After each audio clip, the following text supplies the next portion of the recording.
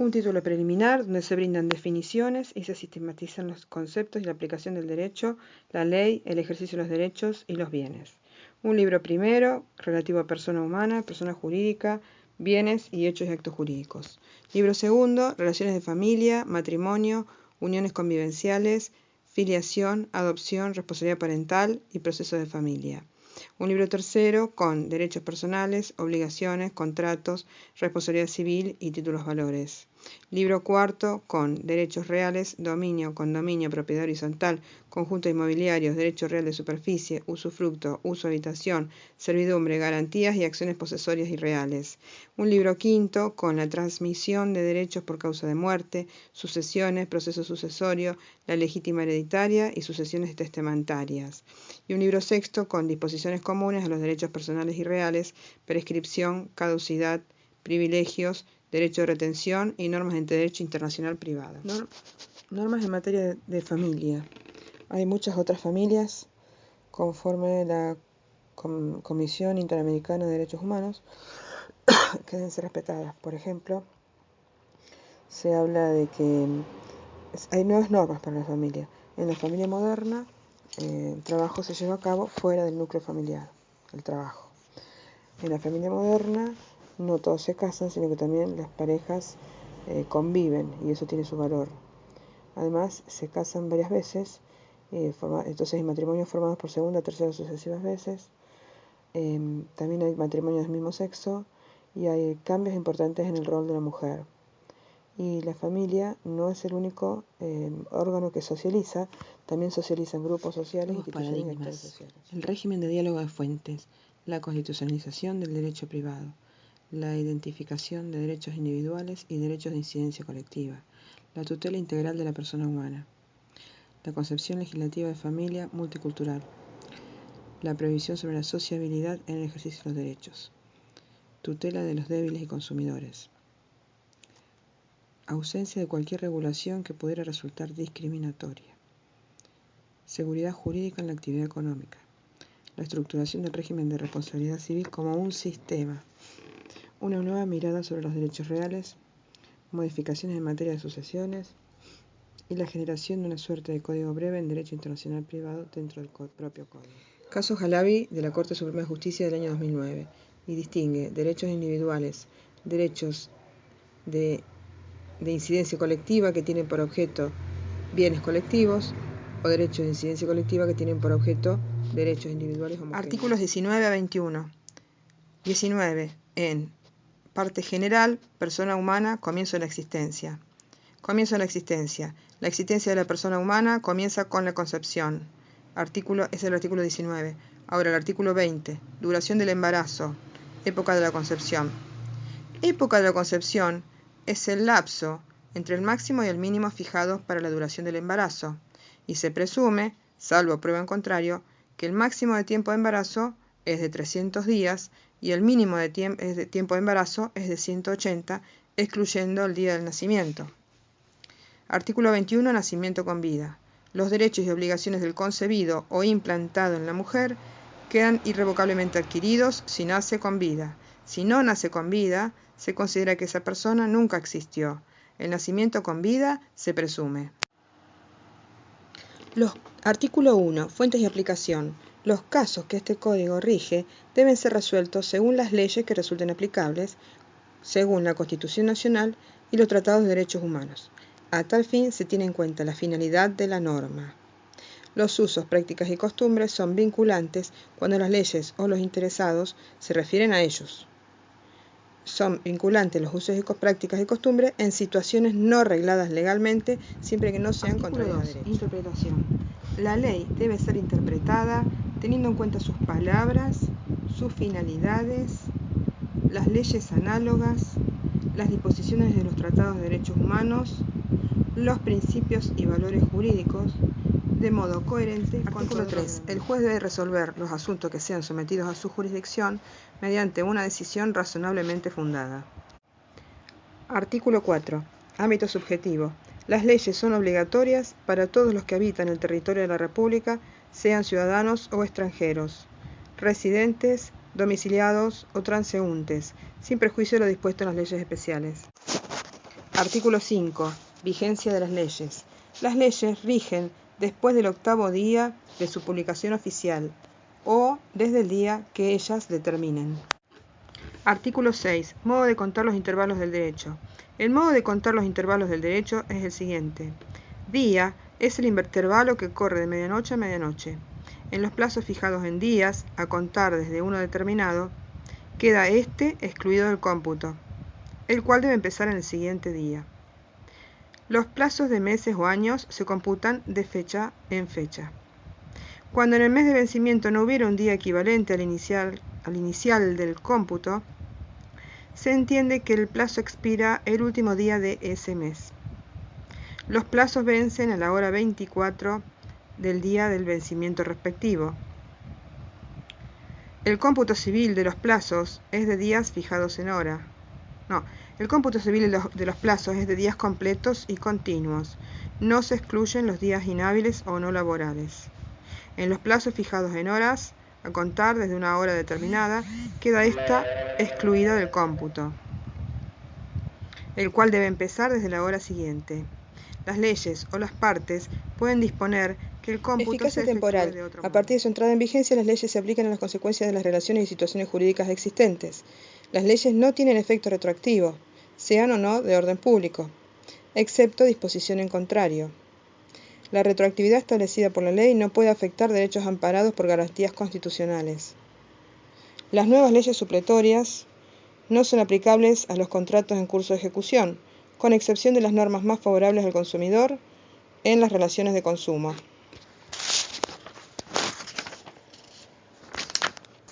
Es el artículo 7. Ahora artículo 8. Principio de inexcusabilidad. La ignorancia de las leyes no sirve de excusa para su cumplimiento, si la excepción no está autorizada por el ordenamiento jurídico.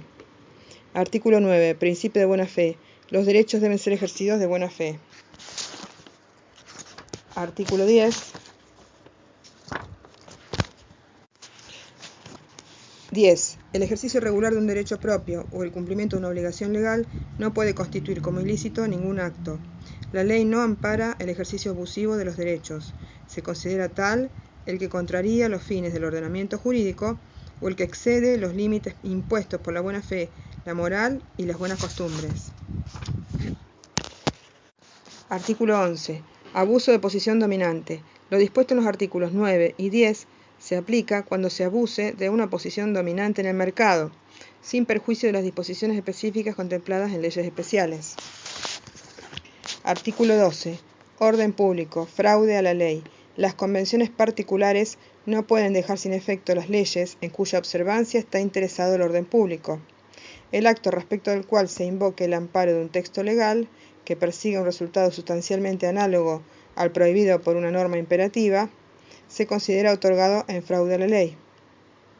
En este caso, el acto debe someterse a la norma imperativa que trata de eludir. Artículo 13. Está prohibida la renuncia general de las leyes. Los efectos de la ley pueden ser renunciados en el caso particular, excepto que el ordenamiento jurídico lo prohíba. Artículo 14. Derechos individuales y de incidencia colectiva. En este código se reconocen a. Derechos individuales. b. Derechos de incidencia colectiva. La ley no ampara el ejercicio abusivo de los derechos individuales cuando pueda afectar el ambiente y a los derechos de incidencia colectiva en general. Artículo 14. Derechos y bienes. Artículo 15. Artículo 15. Derechos y bienes, titularidad de derechos. Las personas son titulares de los derechos individuales sobre los bienes que integran su patrimonio, conforme con lo que se establece en este código. Artículo 16. Bienes y cosas. Los derechos referidos en el primer párrafo del artículo 15, es decir, los derechos individuales sobre bienes que integran su patrimonio, pueden recaer sobre bienes susceptibles de valor económico. Los bienes materiales se llaman cosas. Las disposiciones referentes a las cosas son aplicables a la energía y a las fuerzas naturales susceptibles de ser puestas al servicio del hombre. Artículo 17. Derechos sobre el cuerpo humano. Los derechos sobre el cuerpo humano o sus partes no tienen un valor comercial, sino afectivo terapéutico, científico, humanitario o social, y solo pueden ser disponibles por su titular siempre que se respete alguno de esos valores y según lo dispongan las leyes especiales. Artículo 18. Derechos de las comunidades indígenas. Las comunidades indígenas reconocidas tienen derecho a la posesión y propiedad comunitaria de las tierras que tradicionalmente ocupan y de aquellas otras aptas y suficientes para el desarrollo humano, según lo establezca la ley, de conformidad con el artículo 75, inciso 17 de la Constitución Nacional. Artículo 23. Personas incapaces de ejercicio. Son incapaces de ejercicio las personas por nacer a.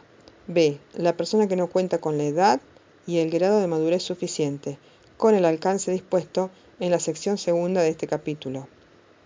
C. La persona declarada incapaz por sentencia judicial en la extensión dispuesta por esa Artículo 42 de la Constitución Nacional. Los consumidores y usuarios de bienes y servicios tienen derecho, en la relación de consumo, a la protección de la salud, seguridad de intereses económicos, información adecuada y veraz, libertad de elección y condiciones de trato equitativo. La actuación que está destinada a la consecución de fines ajenos a la persona jurídica. La actuación que constituye un recurso para violar la ley, el orden público o la buena fe. La actuación que es para frustrar derechos de cualquier persona. Se imputa a quienes a título de socios, asociados, miembros o controlantes, directos o indirectos, la hicieron posible. Quienes responderán solidaria y limitadamente por los perjuicios causados. Lo dispuesto se aplica sin perjuicio de derechos de tercero de buena fe y las responsabilidades personales de los que pueden ser pasibles los participantes de los hechos. La actuación que está destinada a la consecución de fines ajenos a la persona jurídica. La actuación que constituye un recurso para violar la ley, el orden público o la buena fe. La actuación que es para frustrar derechos de cualquier persona.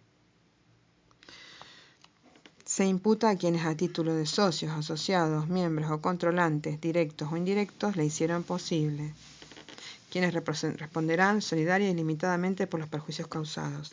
Lo dispuesto se aplica sin perjuicio de derechos de tercero de buena fe y las responsabilidades personales de los que pueden ser pasibles los participantes de los hechos. Artículo 225.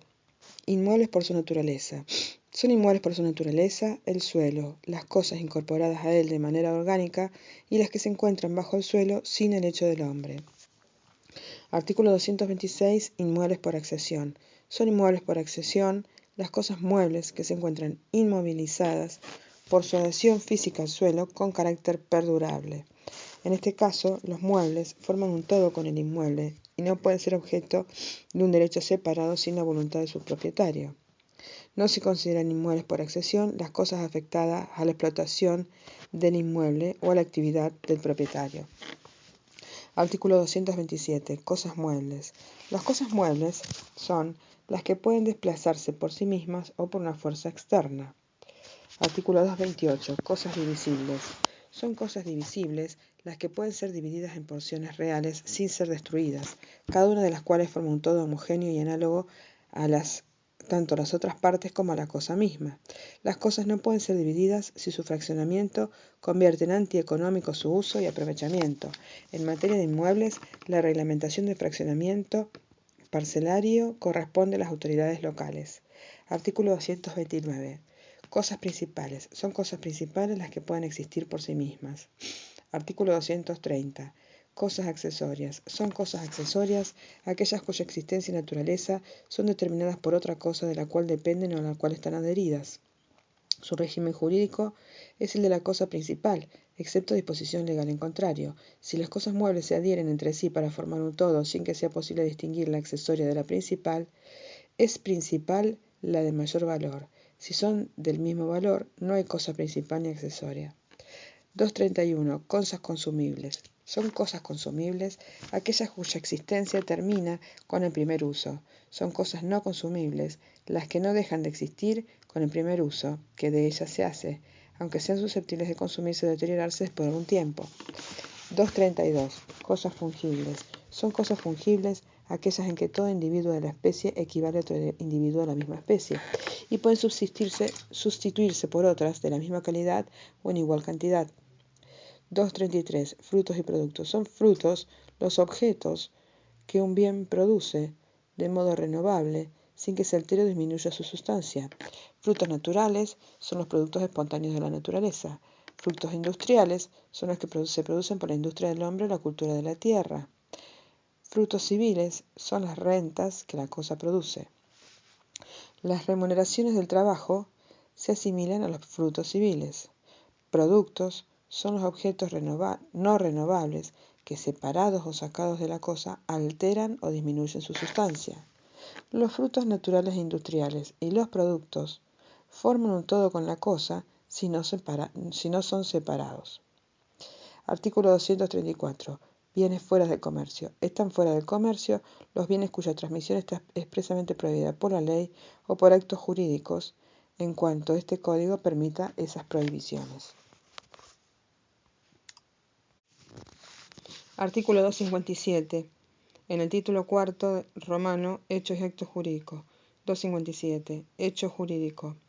El hecho jurídico es el acontecimiento que, conforme al ordenamiento jurídico, produce el nacimiento, modificación o extinción de relaciones o situaciones jurídicas.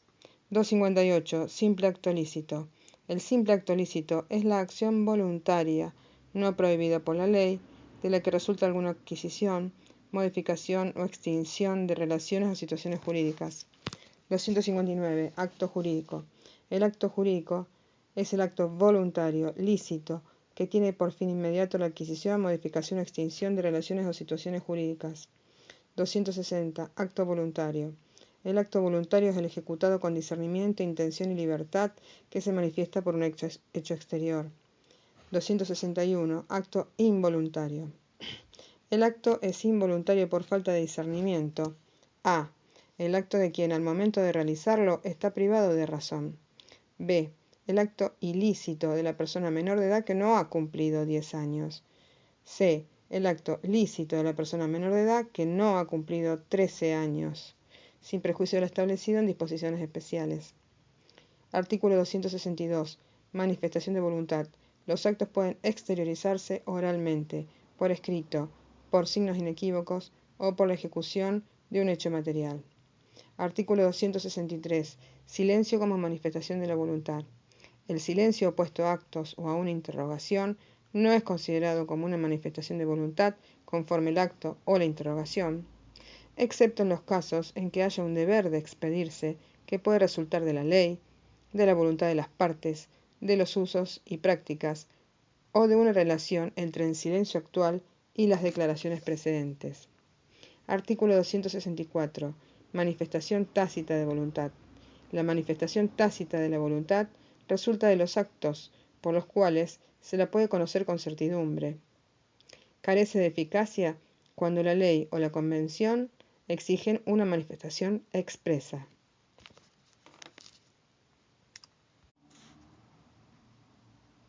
Error como vicio de la voluntad. Artículo 265. Error de hecho. El error de hecho esencial vicia la voluntad y causa la nulidad del acto. Si el acto es bilateral o unilateral recepticio, el error debe además ser reconocible por el destinatario para causar la nulidad. 266. Error reconocible.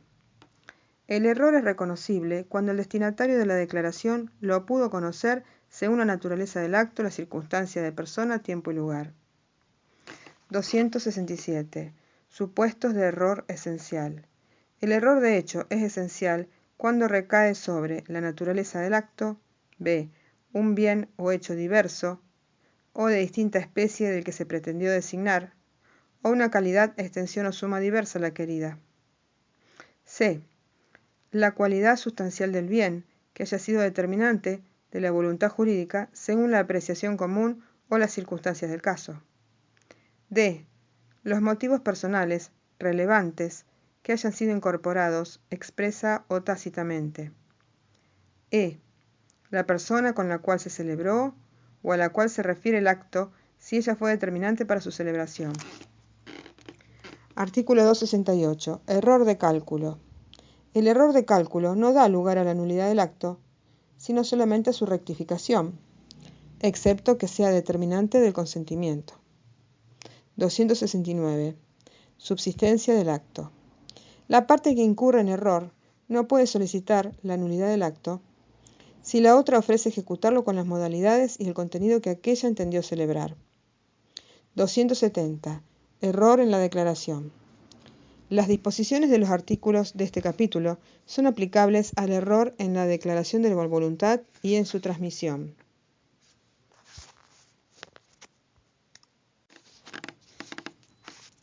Artículo 279. Objeto del acto jurídico. El objeto del acto jurídico no debe ser un hecho imposible o prohibido por la ley, contrario a la moral, a las buenas costumbres, al orden público o lesivo de los derechos ajenos a la dignidad humana.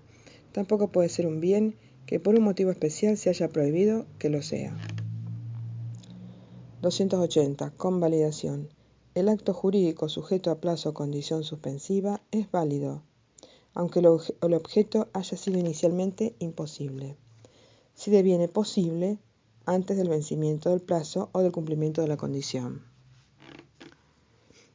Sección segunda. Causa del acto jurídico. Artículo 281. La causa es el fin inmediato autorizado por el ordenamiento jurídico que ha sido determinante de la voluntad.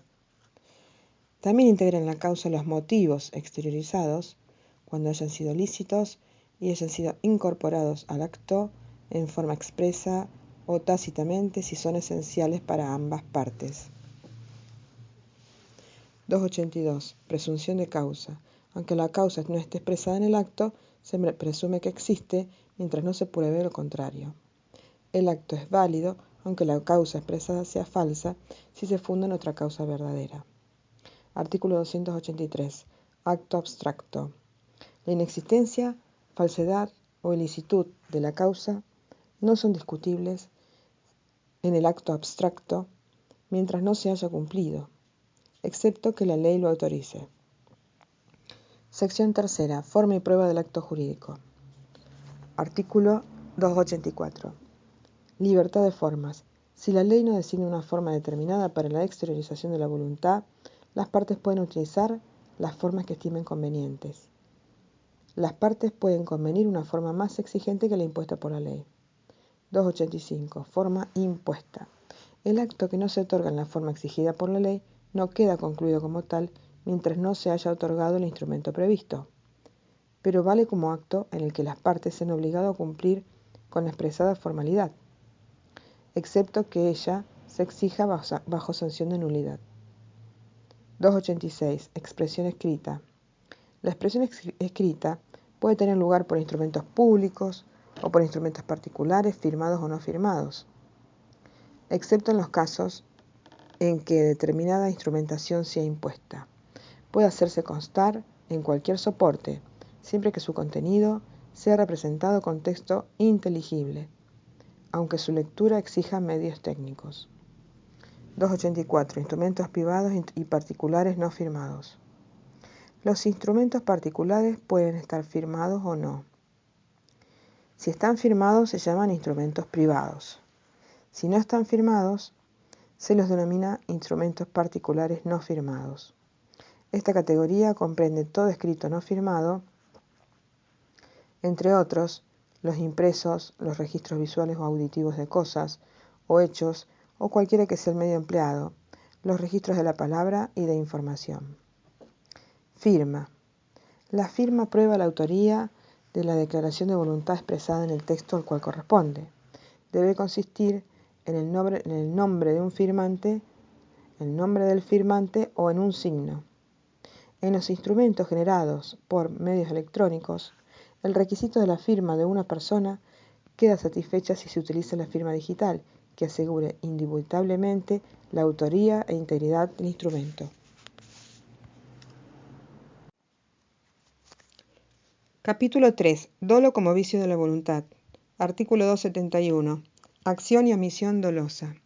Acción dolosa es toda aserción de lo falso o disimulación de lo verdadero, cualquier artificio, astucia o maquinación que se emplee para la celebración del acto. La omisión dolosa causa los mismos efectos que la acción dolosa cuando el acto no se habría realizado sin la reticencia u ocultación. Artículo 272. Dolo esencial. El dolo es esencial y causa la nulidad del acto si es grave, si es determinante de la voluntad, causa un daño importante y no ha habido dolo por ambas partes. Artículo 273. Dolo incidental. El dolo incidental no es determinante de la voluntad, en consecuencia no afecta la validez del acto. Artículo 274. Sujetos. El autor del dolo esencial y del dolo incidental puede ser una de las partes del acto o un tercero. Artículo 275. Responsabilidad por los daños causados. El autor del dolo esencial o incidental debe reparar el daño causado. Responde solidariamente la parte que al tiempo de la celebración del acto tuvo conocimiento del dolo del tercero. Capítulo 4. Violencia como vicio de la voluntad. Artículo 276. Fuerza e intimidación. La fuerza irresistible y las amenazas que generan temor de sufrir un mal grave e inminente que no se puede contrarrestar o evitar en las personas o bienes de la parte o de un tercero, causan la nulidad del acto. La relevancia de las amenazas debe ser juzgada teniendo en cuenta la situación del amenazado y demás circunstancias del caso. Artículo 277. Sujetos. El autor de la fuerza irresistible y de las amenazas puede ser una de las partes del acto o un tercero. Artículo 278. Responsabilidad por los daños causados. El autor debe reparar los daños. Responde solidariamente la parte que al tiempo de la celebración del acto tuvo conocimiento de la fuerza irresistible o de las amenazas del tercero. Documentos firmados en blanco. El firmante de un documento en blanco puede impugnar su contenido mediante la prueba de que no responde a sus instrucciones, pero no puede valerse para ello de testigos, si no existe principio de prueba por escrito. El desconocimiento del firmante no debe afectar a terceros de buena fe. Cuando el documento firmado en blanco es sustraído contra la voluntad de la persona que lo guarda, estas circunstancias pueden probarse por cualquier medio. En tal caso, el contenido del instrumento no puede oponerse al firmante, excepto por los terceros que acrediten su buena fe si han adquirido derechos a título oneroso en base Artículo 332. Lesión. Puede demandarse la nulidad o la modificación de los actos jurídicos cuando una de las partes, explotando la necesidad, debilidad psíquica o inexperiencia de la otra, obtuviera por medio de ellos una ventaja patrimonial evidentemente desproporcionada y sin justificación. Se presume, excepto prueba en contrario, que existe tal explotación en casos de notable desproporción de las prestaciones. Los cálculos deben hacerse según valores al tiempo del acto y la desproporción debe subsistir en el momento de la demanda. El afectado tiene opción para demandar la nulidad o un reajuste equitativo del convenio, pero la primera de estas acciones se debe transformar en acción de reajuste si éste es ofrecido por el demandado al contestar la demanda. Solo el lesionado o sus herederos pueden ejercer la acción. Libro tercero. Derechos personales. Obligaciones en general. Artículo 724. Definición. La obligación es una relación jurídica en virtud de la cual el acreedor tiene el derecho a exigir del deudor una prestación destinada a satisfacer un interés lícito y ante el incumplimiento tiene derecho a obtener forzadamente la satisfacción de dicho interés. 725. Requisitos. La prestación que constituye el objeto de la obligación debe ser material y jurídicamente posible, lícita, determinada o determinable, susceptible de valoración económica y debe responder a un interés patrimonial o extrapatrimonial del acreedor. 726. Causa. No hay obligación sin causa, es decir, sin que derive de algún hecho idóneo para producirla, de conformidad con el ordenamiento jurídico. 727. Prueba de la existencia de la obligación. Presunción de fuente legítima. La existencia de la obligación no se presume. La interpretación respecto de la existencia y extensión de la obligación es restrictiva. Probada la obligación, se presume que nace de fuente legítima mientras no se acredite lo contrario. 728. Deber moral. Lo entregado en cumplimiento de deberes morales o de conciencia es irrepetible. 729. Buena fe. Deudor y acreedor deben obrar con cuidado y previsión y según las exigencias de la buena fe. 730. Efectos con relación al acreedor. La obligación da derecho al acreedor a emplear los medios legales para que el deudor le procure aquello a lo que sea obligado. B. Hacérselo procurar por otro a costa del deudor. C. Obtener del deudor las indemnizaciones correspondientes. Si el incumplimiento de la obligación, cualquiera sea su fuente, deriva en litigio judicial o arbitral, la responsabilidad por el pago de las costas incluye los honorarios profesionales de todo tipo, ahí devengados y correspondientes a la primera y única instancia, no debe exceder del 25% del monto de la sentencia, laudo, transacción o instrumento que ponga fin al diferendo.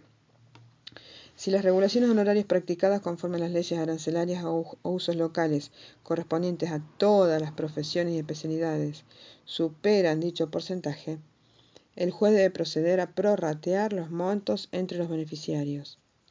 Para el cómputo del porcentaje indicado, no se debe tener en cuenta el monto de los honorarios de los profesionales que han representado, patrocinado o asistido a la parte condenada en costas. Obligaciones. Efectos con relación al deudor. 731. El cumplimiento exacto de la obligación confiere al deudor el derecho a obtener la liberación y el de rechazar las acciones del acreedor. 732. Actuación de auxiliares, principios de equiparación. El incumplimiento de las personas de las que el deudor se sirve para la ejecución de la obligación se equipara al incumplimiento derivado del propio hecho del obligado. 733. Reconocimiento de la obligación. El reconocimiento consiste en una manifestación de voluntad, expresa o tácita, por la que el deudor admite estar obligado al cumplimiento de una obligación. 734. Reconocimiento y promesa autónoma. El reconocimiento puede referirse a un título o causa anterior. También puede constituir una promesa autónoma de deuda. 735. Reconocimiento causal. Si el acto de reconocimiento agrava la prestación original o la modifica en perjuicio del deudor, debe estarse el título originario, si es que no hay una nueva ilícita causa de deber. Acciones y garantía común de los acreedores. Acción directa y acción subrogatoria. Acción directa. 736. Acción directa es la que le compete al acreedor para percibir lo que un tercero le debe al deudor, hasta el importe de su propio crédito. El acreedor la ejerce por derecho propio y en su exclusivo beneficio. Tiene carácter excepcional, es de interpretación restrictiva y solo procede en los casos expresamente previstos por la ley. Artículo 737. Requisitos. El ejercicio de la acción directa por el acreedor requiere el cumplimiento de los siguientes requisitos. A. Un crédito exigible del acreedor contra el deudor. B. Una deuda correlativa exigible del tercero demandado a favor del deudor. C. Homogeneidad entre ambos créditos entre sí. D. Ninguno de los dos créditos debe haber sido objeto de embargo anterior a la promoción de esta acción directa. E. Citación del deudor a juicio. Artículo 738. La acción directa produce los siguientes efectos. A. La notificación de la demanda causa el embargo del crédito a favor del demandante. B. El reclamo solo puede prosperar hasta el monto menor de las dos obligaciones. C. El tercero demandado puede oponer al progreso de la acción todas las defensas que tuviera contra su propio acreedor y contra el demandante. D. El monto percibido por el actor ingresa directamente a su patrimonio. E. El deudor se libera frente a su acreedor en la medida en que corresponda en función del pago efectuado por el demandado. Acción subrogatoria. Artículo 739. Acción subrogatoria. El acreedor de un crédito cierto, exigible o no, puede ejercer judicialmente los derechos patrimoniales de su deudor, si éste es remiso a hacerlo, y esa omisión afecta el cobro de su acreencia. El acreedor no goza de preferencia alguna sobre los bienes obtenidos por ese medio. 740. Citación del deudor. El deudor debe ser citado para que tome intervención en el juicio respectivo. 741. Derechos y excluidos. Están excluidos de la acción subrogatoria los derechos y acciones que por su naturaleza o disposición de la ley solo pueden ser ejercidos por su titular. B. Los derechos y acciones sustraídos de la garantía colectiva de los acreedores. C. Las meras facultades, excepto que de su ejercicio pueda resultar una mejora en la situación patrimonial del deudor. Artículo 742. Defensas oponibles. Pueden oponerse al acreedor todas las defensas y causas de extinción de su crédito, aun cuando provengan de hechos del deudor posterior a la demanda, siempre que éstos no sean en fraude de los derechos del acreedor. Sección 3. Garantía común de los acreedores. 743. Bienes que constituyen la garantía. Los bienes presentes y futuros del deudor constituyen la garantía común de sus acreedores. El acreedor puede exigir la venta judicial de los bienes del deudor, pero solo en la medida necesaria para satisfacer su crédito. Todos los acreedores pueden ejecutar estos bienes en posición igualitaria, excepto que exista una causa legal de preferencia. 744. Bienes excluidos de la garantía común. Quedan excluidos de la garantía prevista en el artículo 743. A. Las ropas y muebles de uso indispensable del deudor, su cónyuge o sobreviviente y de sus hijos. B. Los instrumentos necesarios para el ejercicio personal de la profesión, arte o oficio del deudor. C. Los sepulcros afectados a su destino, excepto que se reclame su precio de venta, construcción o reparación. D. Los bienes afectados a cualquier religión reconocida por el Estado. E. Los derechos de usufructo, uso y habitación son inembargables, así como las servidumbres prediales, que solo pueden ejecutarse en los términos de los artículos 2144, 2157 y 2178. F. Las indemnizaciones que corresponden al deudor por daño moral y por daño material derivado de lesiones a su integridad psicofísica. G. La indemnización por alimentos que corresponda al cónyuge sobreviviente y a los hijos con derecho alimentario en caso de homicidio.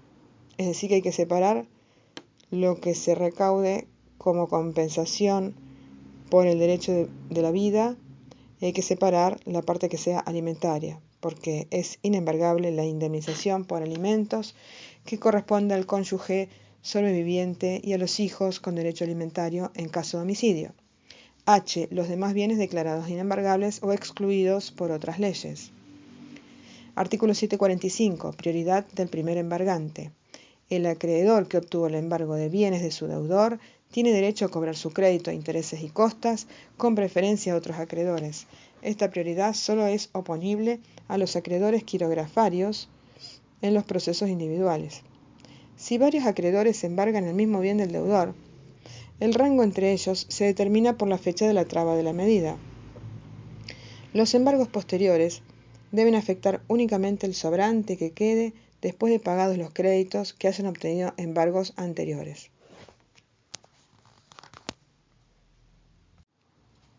Obligaciones de dar. Artículo 746. Efectos. El deudor de una cosa cierta está obligado a conservarla en el mismo estado en que se encontraba cuando contrajo la obligación y a entregarla con sus accesorios, aunque hayan sido momentáneamente separados de ella.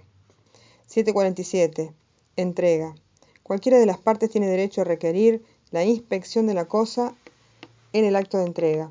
La recepción de la cosa por el acreedor hace presumir la inexistencia de vicios aparentes y la calidad adecuada de la cosa, sin perjuicio de lo dispuesto sobre la obligación de saneamiento de la sección 4, capítulo 9, título 2 del libro 3.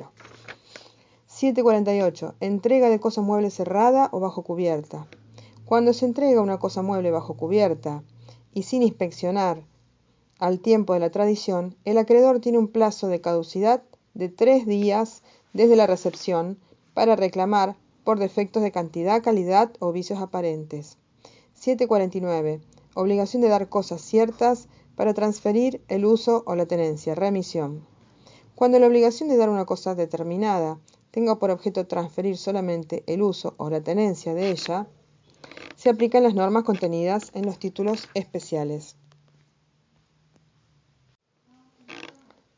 Obligaciones de dar cosa cierta para constituir derechos reales. 750. Tradición. El acreedor no adquiere ningún derecho real sobre la cosa antes de la tradición, excepto disposición legal en contrario. 751. Mejoras. Mejoras el aumento del valor intrínseco de la cosa. Las mejoras pueden ser naturales o artificiales. Las artificiales provienen de los hechos del hombre, y las artificiales pueden ser necesarias, útiles, y las de mero lujo, recreo o suntuarias. 752. Mejora natural o aumentos. La mejora natural autoriza al deudor a exigir un mayor valor. Si el acreedor no lo acepta, la obligación queda extinguida, sin responsabilidad para ninguna de las partes. Ahora las mejoras artificiales. 753. Mejoras artificiales. El deudor está obligado a realizar las mejoras necesarias sin derecho a percibir su valor. No tiene derecho a reclamar indemnización por las mejoras útiles ni por las de mero lujo, recreo o suntuarias, pero estas últimas las puede retirar en tanto no deterioren la cosa. 754. Los frutos. Dice, hasta el día de la tradición, los frutos percibidos le pertenecen al deudor. A partir de la tradición, los frutos devengados y no percibidos le corresponden al acreedor. 755. Riesgos de la cosa. El propietario soporta los riesgos de la cosa. Los casos de deterioro o pérdida, con o sin culpa, se rigen por lo dispuesto en imposibilidad de cumplimiento. 756. Concurrencia de varios acreedores. Ahí se dividen bienes inmuebles y bienes muebles. Concurrencia de varios acreedores, bienes inmuebles. Si varios acreedores reclaman la misma cosa inmueble, prometida por el deudor, y son todos de buena fe y a título oneroso, ¿quién va a ser el que tiene el mejor derecho? Tiene mejor derecho A, el que tiene emplazamiento registral y tradición. B, el que ha recibido la tradición. C, el que tiene emplazamiento registral anterior, precedente. D, en los demás supuestos, el que tiene título de fecha cierta anterior. Ahora, concurrencia de varios acreedores, bienes muebles. 757. Si varios acreedores reclaman la misma cosa mueble prometida por el deudor, son todos de buena fe y a título oneroso, tiene mejor derecho A, el que tiene emplazamiento registral precedente si se trata de bienes muebles registrables. Si fuera un bien mueble no registrable, B, el que ha recibido la tradición, cuando es bien mueble no registrable. C, en los demás supuestos, el que tiene el título de fecha cierta anterior. Artículo 758. Acreedor frustrado. El acreedor de buena fe que resulte frustrado en su derecho conserva una acción contra el deudor para reclamar los daños y perjuicios sufridos. Obligaciones de dar para restituir. 759. En la obligación de dar para restituir, el deudor debe entregar la cosa al acreedor, quien por su parte la puede exigir. Si quien debe restituir se obligó a entregar la cosa a más de un acreedor, el deudor debe entregar la cosa al dueño, previa citación fehaciente a los otros que la hayan pretendido. 760. Entrega de la cosa a quien no es propietario.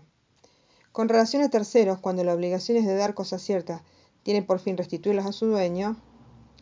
Si la cosa es un mueble no registrable y el deudor hace a título oneroso tradición de ella a otro por transferencia o constitución de prenda, el acreedor no tiene derecho contra poseedores de buena fe, sino solamente cuando la cosa le había sido robada o se ha perdido.